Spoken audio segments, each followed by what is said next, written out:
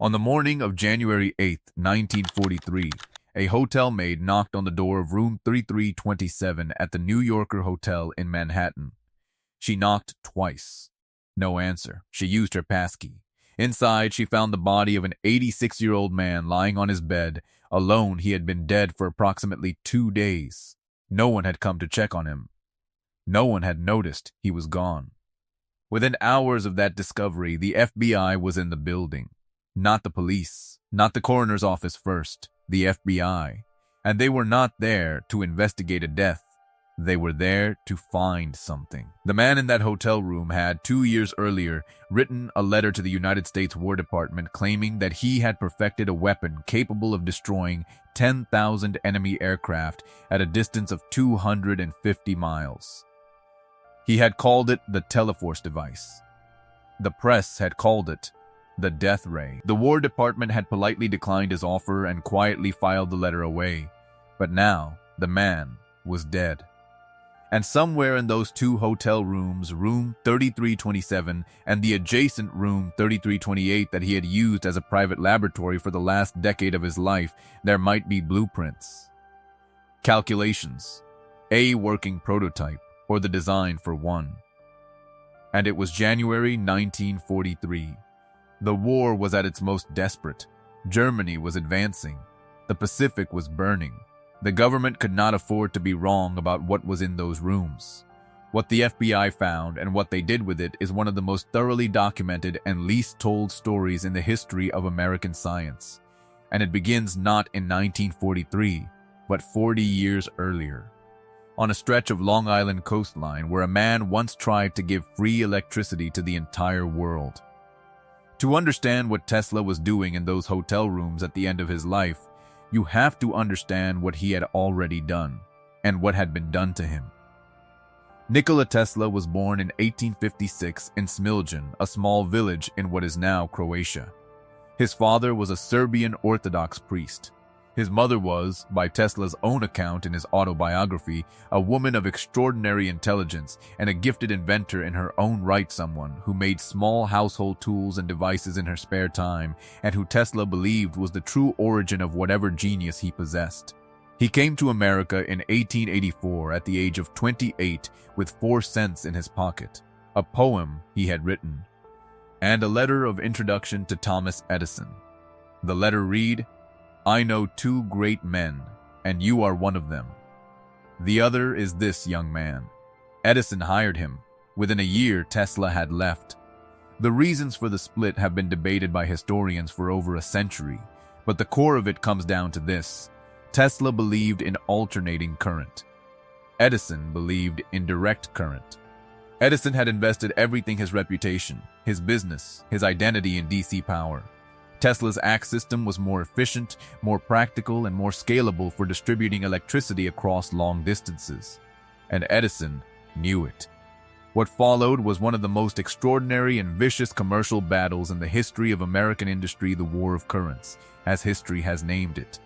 Edison publicly electrocuted animals to demonstrate the dangers of ACK power. Tesla demonstrated that ACK was safe by allowing enormous voltages to pass through his own body on stage, his silhouette glowing with electrical discharge while the audience gasped. Tesla won. ACK power, the system that still runs your home today, is Tesla's system. He should have been wealthy beyond imagination. He was not. The deal that cost everything in 1888, Tesla had sold his ACK patents to George Westinghouse.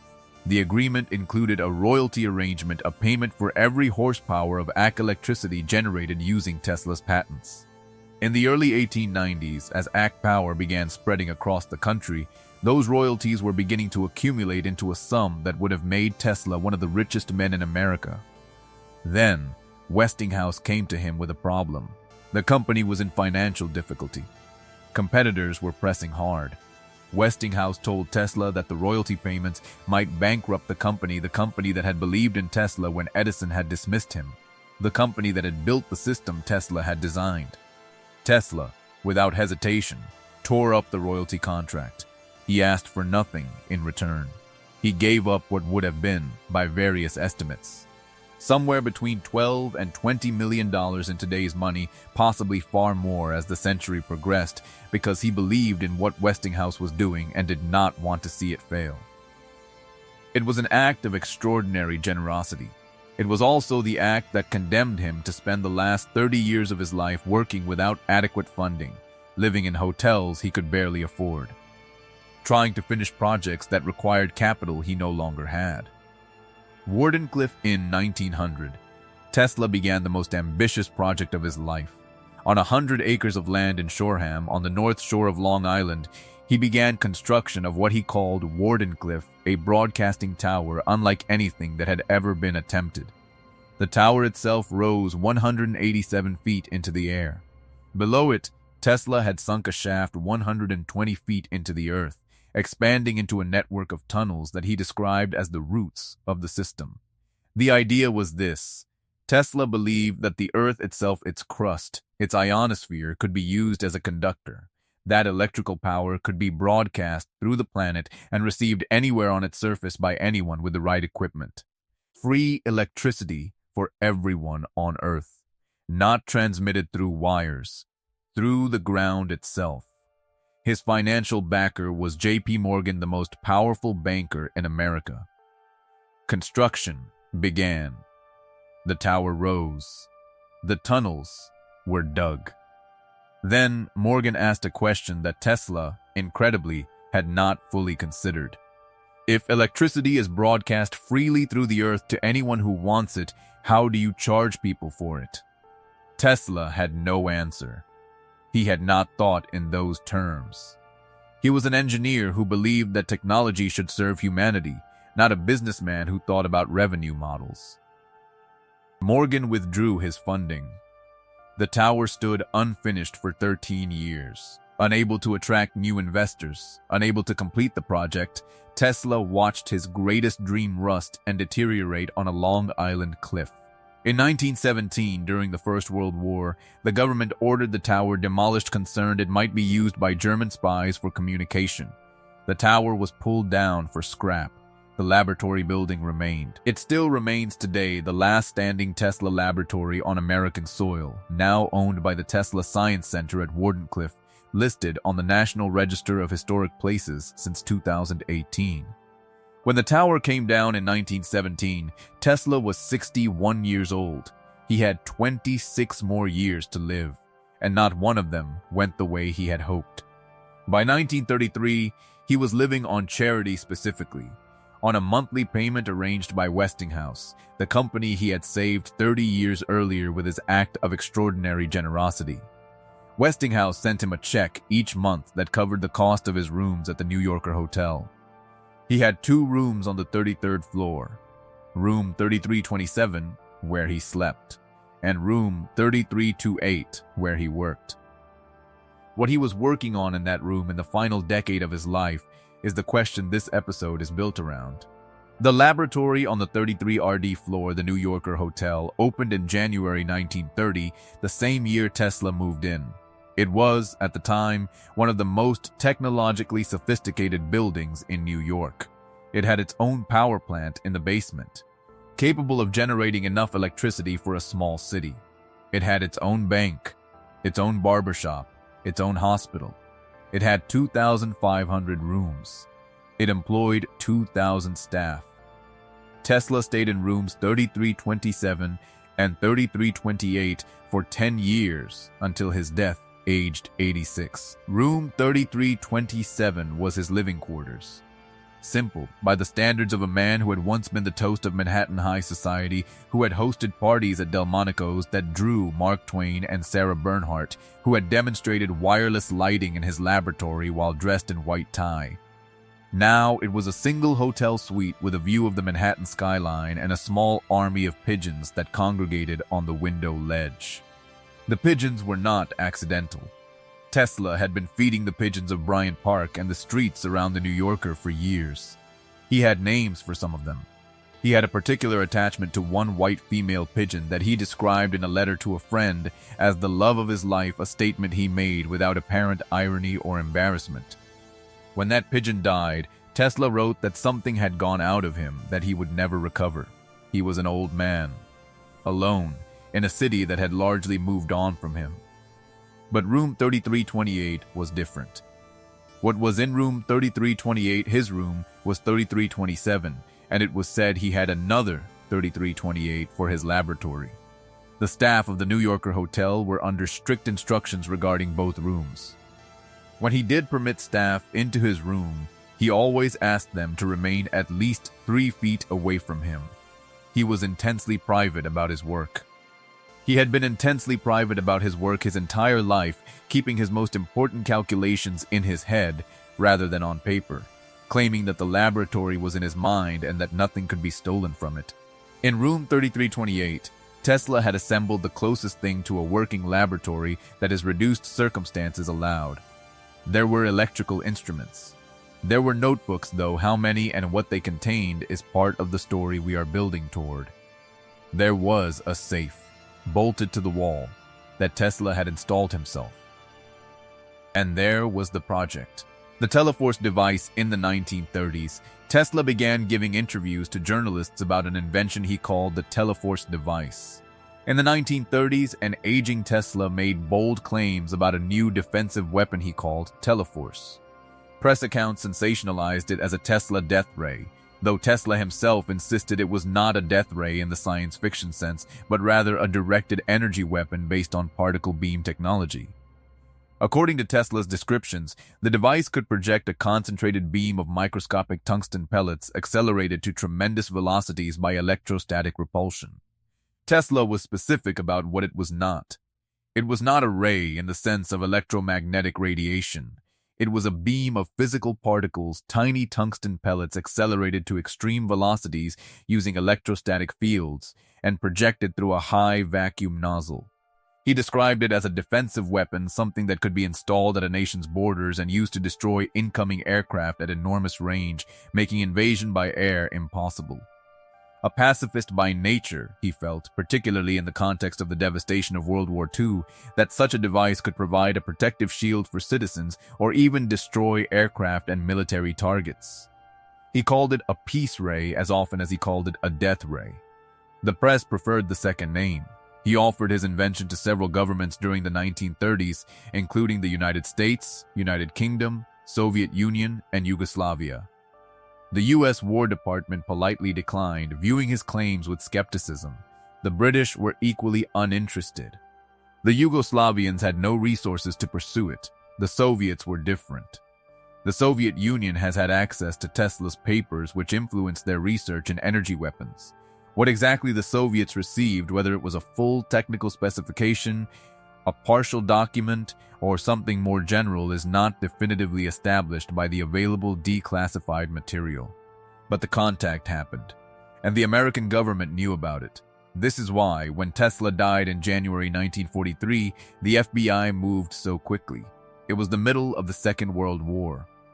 Germany had demonstrated that advanced weapons technology was not theoretical.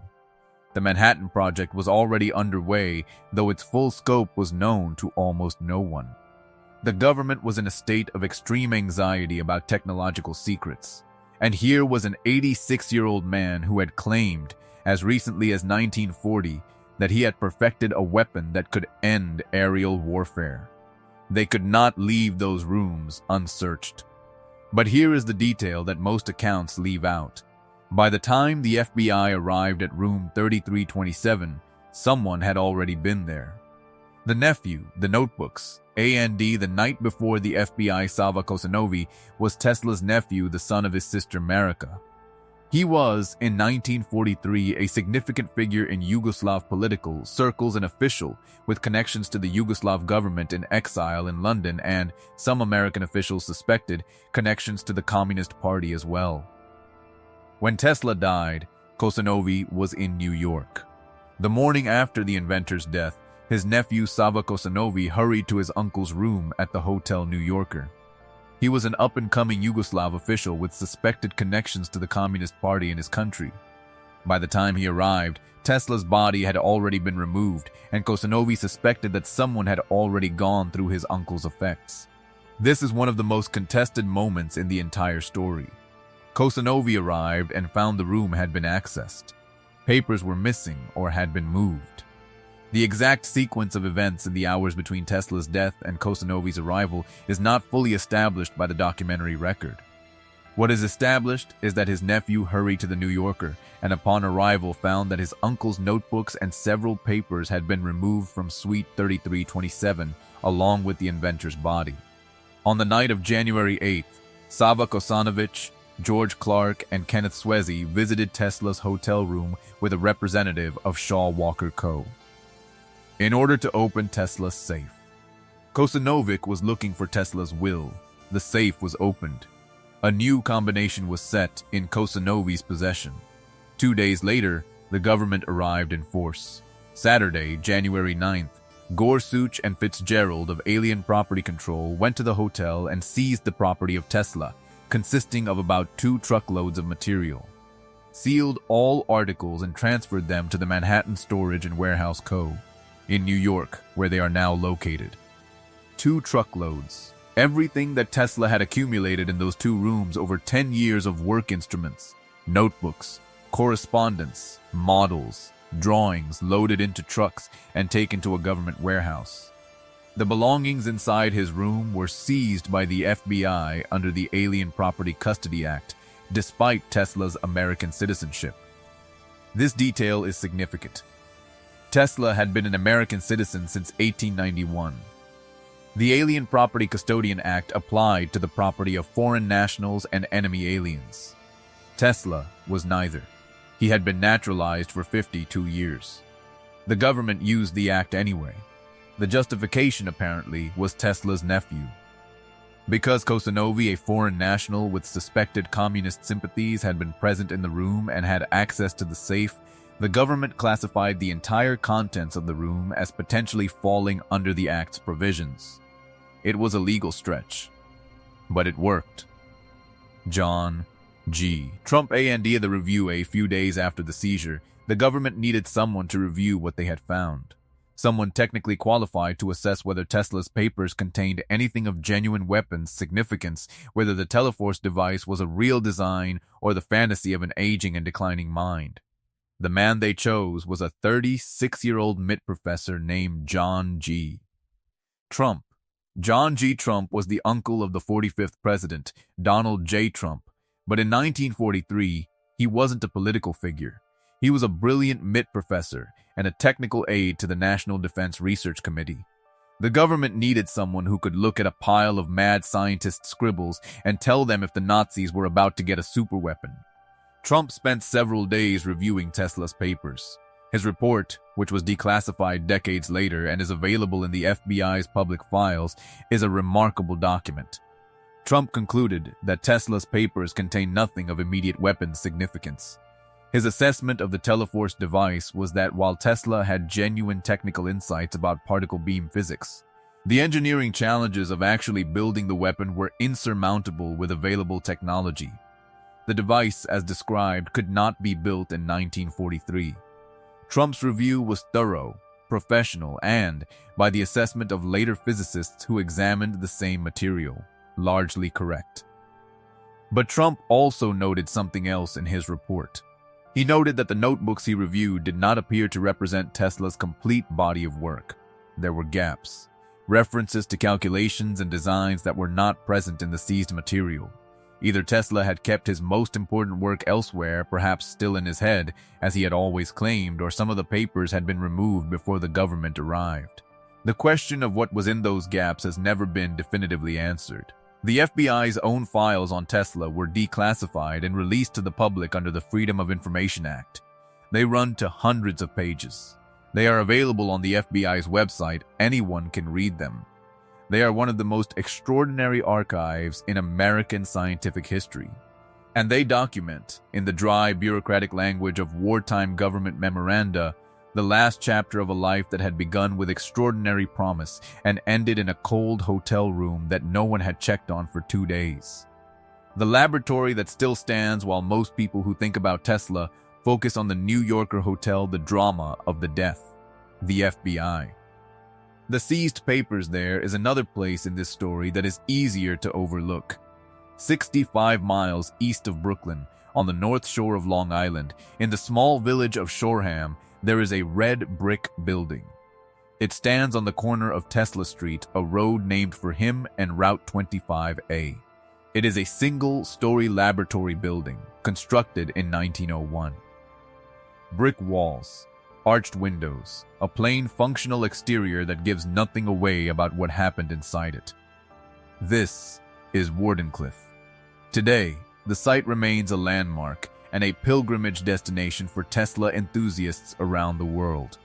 A grassroots campaign succeeded in saving the site in 2013, and the property is now owned by the Tesla Science Center at Wardenclyffe, a non-profit organization established to restore the site and ultimately develop a science and technology center and museum on the grounds. In 2018, the property was listed on the National Register of Historic Places. The tower that Tesla built here, the 187-foot transmission mast that was supposed to broadcast free electricity to the world, is gone. Demolished in 1917, its steel sold for scrap. But the laboratory remains. And underneath the laboratory, this is the part that most histories skip entirely, there are tunnels. The underground at Wardenclyffe. Tesla's original design for the Wardenclyffe site included an extensive underground component. He described it in his own writings as essential to how the transmission system was supposed to work. The tower above ground was the transmitter. The tunnels below were, in Tesla's words, the routes, the connection to the Earth itself that would allow electrical energy to be broadcast through the planet's crust. The main shaft descended 120 feet. From it, tunnels extended outward toward the surrounding property. Tesla was rumored to have built tunnels under the grounds of his laboratory that connected to surrounding areas in the early 1900s. After the tower was demolished, the laboratory building was sold. It changed hands several times over the following century. Various commercial tenants occupied it. Film was manufactured there at one point. Chemical processes were run that contaminated portions of the soil, which is why, when documentary crews attempted to dig on the Wardenclyffe property in 2017, digging there was prohibited due to contamination on the site from previous tenants. But the contamination is only on portions of the surface. The tunnels themselves at depth, sealed, undisturbed, are believed to still exist. Ground-penetrating radar surveys conducted on the property have detected anomalies consistent with underground voids at the depths Tesla's plan specified. No one has been able to excavate them. Not yet. What the laboratory tells us, I want to pause here and think about what this building actually represents. When Tesla built Wardenclyffe, he was not building a research curiosity. He was not building a demonstration project or a proof of concept. He was building a system intended for global deployment. The plan was to construct multiple Wardenclyffe-type stations around the world. Each one would broadcast power into the Earth. Anyone, anywhere, a farmer in rural India, a fishing village in Norway, a city in South America could access electrical power simply by connecting to the ground. No infrastructure. No power lines. No utility companies. No bills, free energy, globally distributed, available to everyone. This is why J.P. Morgan withdrew his funding, not because it wouldn't work. Morgan was sophisticated enough to understand Tesla's physics. He withdrew because a system that delivered free electricity to everyone on Earth was a system that made it impossible to charge anyone for electricity. There was no business model. The laboratory at Wardenclyffe, standing today on its Long Island lot slightly weathered, its grounds slowly being restored by volunteers and supporters, is the physical monument to that gap between what Tesla wanted to do and what the economic logic of his era would permit. He wanted to give the world something for free. The world was not structured to accept it. Tesla spent the remaining 26 years of his life, from 1917 until his death in 1943, trying to find a way to rebuild what had been demolished. He never succeeded. He grew older. He grew stranger. His OCD symptoms intensified his documented compulsion to perform actions in multiples of 3, his increasing difficulty in being touched or approached, his growing preference for the company of pigeons over the company of people. But the work continued, even in room 3328, even in the last years when he was barely leaving the hotel, when the staff brought his vegetarian meals to his door and left them on trays rather than entering, he was still working. what he was working on, whether the Teleforce device was a genuine technical advance or the last effort of a mind that had outrun its ability to test its own ideas, is a question that John G. Trump's 1943 review did not fully close. Because some of the papers were never found. What happened to the papers, the 2 truckloads of Tesla's possessions seized by the government in January 1943, eventually made their way through several government agencies. After Nikola Tesla was found dead in January 1943 in his hotel room in New York City, representatives of the U.S. Government's Office of Alien Property seized many documents relating to the brilliant and prolific 86-year-old inventor's work. It was the height of World War II, and Tesla had claimed to have invented a powerful particle beam weapon known as the Death Ray that could have proved invaluable in the ongoing conflict. So rather than risk Tesla's technology falling into the hands of America's enemies, the government swooped in and took possession of all the property and documents from his room at the New Yorker hotel. After Trump's review classified the papers as not of immediate weapon significance, they were transferred to the custody of Tesla's nephew Kosanovi, who took them to Belgrade. They eventually became the foundation of the Nikola Tesla Museum in Belgrade, which opened in 1952 and still holds the largest collection of Tesla's original documents, approximately 160,000 items including technical drawings, correspondence, and laboratory notebooks. But not all of the papers went to Belgrade.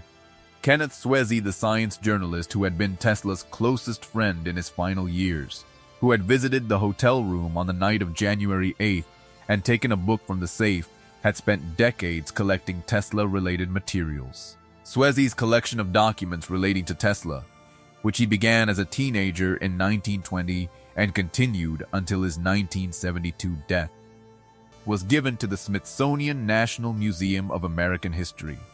The Smithsonian's Tesla collection is accessible to researchers. It contains letters, articles, and documents that Swezey gathered over 50 years of advocacy for Tesla's legacy. And there is a third repository, the FBI files. What happened to Tesla's files from there, as well as what exactly was in those files, remains shrouded in mystery and ripe for conspiracy theories. The FBI's Tesla file, released under FOIA, runs to several hundred pages. It documents the 1943 seizure, Trump's review, the subsequent transfer of materials. It also documents something that the popular mythology around Tesla's death tends to skip over: the genuine professional disagreement among government scientists about what Tesla had and had not accomplished in his final years. Some of those reviewing scientists believed Tesla's Teleforce concept was further developed than Trump's initial assessment suggested. Others agreed with Trump that the device was theoretically interesting, but practically impossible. The debate was never conclusively resolved, because the papers were never all found. The gap in the record when the Belgrade Museum cataloged the Tesla materials it received from the American government, the archivists noted gaps references in Tesla's correspondence and in his own published statements to specific technical documents that were not present in the transferred collection. Where those documents went, whether they were retained by the American government under classification that was never lifted, whether they were among the papers Kosanovi found missing when he arrived at the hotel room, whether Tesla truly had kept his most important work only in his own head and those specific designs died with him, is not known. What is known is this: Tesla told reporters in 1937, 6 years before his death, that the Teleforce device was complete, that he had a working design, that the only reason it had not been built was the cost of construction, which he estimated at $2 million. In 1940, he wrote to the War Department again, repeating the offer. They declined again. 3 years later, he was dead. The FBI was at the door. The papers were in trucks. And somewhere in that sequence between the letter of 1940 and the trucks of 1943, the most advanced weapon design of the 20th century either was or was not contained in the notebooks of an 86-year-old man who had been sharing his bread with pigeons on a New York hotel windowsill. We do not know which it was. The honest answer, supported by the declassified record, is probably not. The engineering challenges Trump identified were real. The physics was sound, but the technology was a generation ahead of what was buildable in 1943. But probably not is not the same as definitely not, and the papers that would settle the question are still not all accounted for. The corner of Tesla Street. If you drive out to Shoreham on Long Island today, you will find the Wardenclyffe Laboratory without difficulty. It is on Tesla Street. The road name makes it impossible to miss. The brick building is still standing. Its original windows, its original doorways, its original proportions, the dimensions that Tesla and his architect Stanford White designed together in 1901. Around it, the grounds are being slowly restored. The Tesla Science Center is working to convert the site into a museum and science education facility. If you walk the perimeter of the property, you are walking above the tunnels. 120 feet below your feet, at the base of the shaft that Tesla sank in 1901, the roots of the Wardenclyffe Tower still exist. The shaft was filled in at some point after the property changed hands, but the lower tunnels, their exact configuration and extent, remain largely undocumented. The ground-penetrating radar says something is there. No one has been able to go and look. Nikola Tesla died on January 8, 1943, alone in a hotel room that no one checked on for 2 days. He had, 40 years earlier, tried to give the world free electricity. The world declined the offer. In the decades since his death, he has become something between a scientific saint and an internet myth, celebrated for the things he actually did, exaggerated for the things he probably didn't, stripped of the complexity that made him genuinely interesting. The genuinely interesting man was the one who tore up a contract worth millions because someone he trusted needed help. The one who worked in a hotel room for 10 years on a weapon he wanted to call the Peace Ray. The one who fed pigeons from his window because they were, in the end, the companions who didn't need him to be a genius. The laboratory at Wardenclyffe is not a monument to genius. It is a monument to what happens when an idea is too large for the world it appears in. And the tunnels underneath it sealed, unexamined, silent are the part of the story that nobody has yet reached the bottom of. This has been the Vertical Archive. We will see you next time.